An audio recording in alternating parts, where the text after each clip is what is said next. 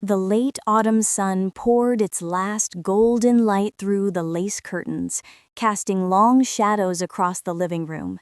Margaret Hale stood by the window, buttoning her navy blue coat, her reflection faint in the glass. At 63, she had grown used to silence, the kind that echoed after her husband's passing. But tonight wasn't meant for silence. Tonight was dinner at her son Daniel's house, something she always looked forward to with a tender eagerness. She moved about her home with slow precision, double-checking everything the way only widows do when no one else lives there. The front door latch clicked twice, the back window slid shut with a sigh.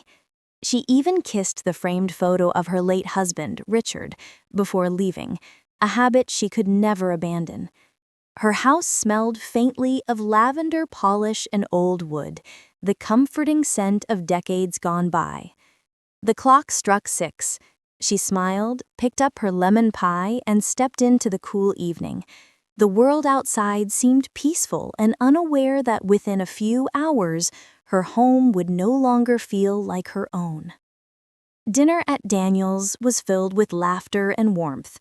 Lila, her daughter-in-law, flitted between the kitchen and table, always smiling a little too perfectly. Daniel's voice was cheerful, but Margaret noticed he checked his phone too often, something that tugged faintly at her chest. Still, she ignored it. Tonight, she was simply a mother, surrounded by family. Then, her phone buzzed on the table. The screen read, Rosa, her cleaning lady. Margaret almost ignored it, but the tremor in Rosa's voice sent a chill through her veins. "Mrs. Hale," Rosa whispered, "someone is in your house." For a heartbeat, Margaret couldn't move. "What do you mean?" she asked, her voice barely a breath. "I saw them through the kitchen window," Rosa stammered. "A shadow, tall, wearing gloves. I thought you were home, but the lights were off." The pie turned to stone in Margaret's stomach. She had locked everything. She knew she had. Yet Rosa wouldn't mistake something like this. "Get out of there," Margaret ordered, her voice breaking. "Go now. Call the police." As the call ended, Margaret's heart pounded in her chest. Around her, Daniel's laughter faded into the distance. The evening that had started with warmth now tasted like metal and dread. The quiet house she'd left behind was no longer just a home. It had become a stranger's secret. By the time Margaret reached her street, flashing blue and red lights painted the night.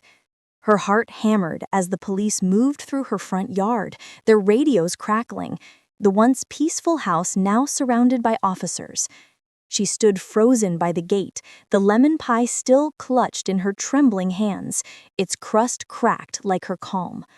"Mrs. Hale, please stay back," one of the officers said gently. "We're making sure it's clear inside." She nodded numbly. Her home, her safe, quiet refuge, was now a crime scene. After what felt like hours, the officer returned. "No one's here now. It looks like they left in a hurry." When Margaret stepped inside, her breath caught. Drawers had been pulled open, photo frames lay shattered on the floor, and her husband's old study, the one room she still kept untouched, had been ransacked. It wasn't just a burglary, it was a violation. "What did they take?" Daniel asked softly, placing a hand on her shoulder. Margaret's eyes scanned the mess. The TV was still there, the silver cutlery remained untouched, but the small jewelry. Later that night, after the police had gone, Margaret sat in her empty living room.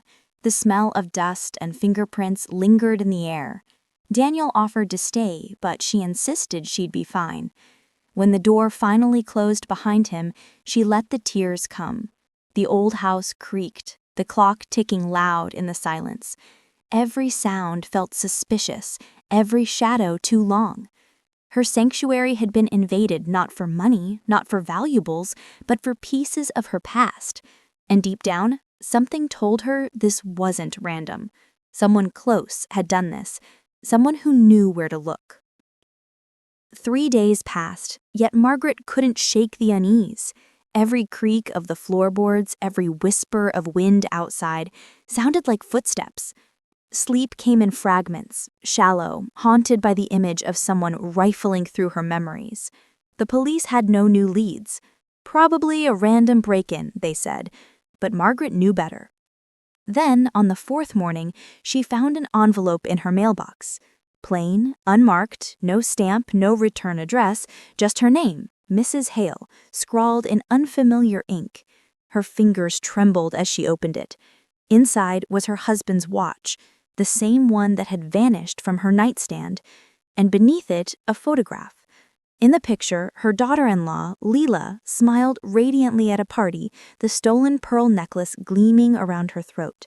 Margaret's breath caught. Her knees nearly gave out. The world tilted, her heart aching with disbelief and fury. Lila, the woman she'd welcomed into her family, the woman she trusted. She drove straight to her son's house, rage and heartbreak burning behind her calm face. Daniel greeted her warmly, but his smile faltered when he saw the watch in her hand. "Where did you get that?" That evening, Margaret didn't go to Mrs. Turner's. She parked her car at the corner of her own street, engine off, lights dim. The house stood in darkness, quiet and patient, as though it too was waiting for the truth to return. At exactly 9:37 p.m., a light flickered inside, faint, brief. Her breath stilled. Through the reflection of her side mirror, she saw a figure move across the window. Lila, her daughter-in-law, dressed in black, a flashlight in one hand, gloves on both, calm, confident, like she'd done it before. Margaret's chest burned with a mix of rage and heartbreak, but she stayed still, silent, recording everything from her phone as the hidden cameras caught every second inside. Lila went straight to the jewelry drawer, no hesitation, then to the small locked chest under the bed. She pried it open, pocketed something, and left. The next morning, Margaret checked the footage. It was all there, clear as daylight. Lila, the thief. Lila, the betrayer. But Margaret didn't call the police. She had a better plan. She invited Daniel and Lila to dinner that very night. She cooked their favorite roast chicken, set the table with her best china, and even poured red wine into crystal glasses. The air felt thick, like before a storm. As they ate, Lila was unusually cheerful, talking about vacation plans and new jewelry designs she was inspired to make. Daniel smiled, oblivious, happy to see his family together again. After dessert, Margaret stood up quietly and said, "I'd like to show you both something." She turned on the television, the screen flickered to life, and there she was, Lila, breaking into the house, her face uncovered, her gloved hands opening Margaret's drawers. The room fell silent except for Daniel's sharp inhale. "What is this?" he stammered. Lila's face drained of color. "That's not me," she began, but her voice cracked. Margaret looked at her, eyes steady, voice calm. "You stole from me, Lila, but worse than that, you stole my trust. You stole my family's peace." Lila tried to plead, reaching for Daniel's arm, but he pulled away. His face was pale, stunned, as though the ground had disappeared beneath him. "Get out," he said quietly. "Just go." Lila's tears came too late. She ran out of the house, leaving behind the last pieces of her deception. Margaret didn't follow. She simply sat back down, her heart heavy but strangely light. She hadn't shouted, hadn't cursed. Justice didn't need to be cruel, just honest. In the weeks that followed, Daniel apologized over and over. He helped her fix the door, repair the damage, and promised to protect what remained of their bond. Lila's betrayal spread through whispers in the neighborhood until it was no longer a secret.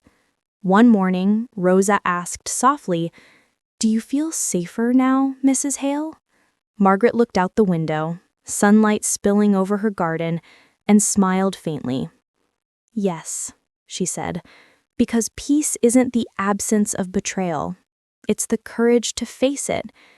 And as she watered the lilies that morning, the same ones her husband once planted, she realized revenge didn't always need to roar. Sometimes it bloomed quietly in the heart that refused to break.